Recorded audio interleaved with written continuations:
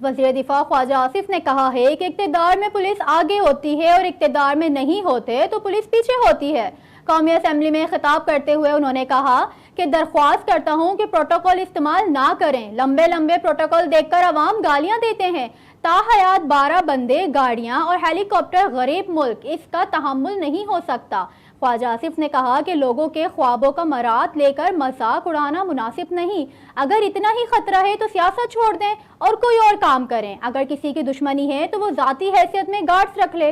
उन्होंने कहा कि ये रिस्क हमने खुद लिया है, वारे में नहीं पड़ता तो ओहदा छोड़ दें। अवाम मुश्किल हालात से गुजर रहे हैं और ये मुश्किलात कोहे हिमालय से भी ज्यादा बड़ी है। वज़ीर दिफा ख्वाजा आसिफ ने कहा कि तासुर दिया जा रहा है कि अरकान पार्लियामेंट को खुसूसी जहाज पर हज पर ले जाया जा रहा है।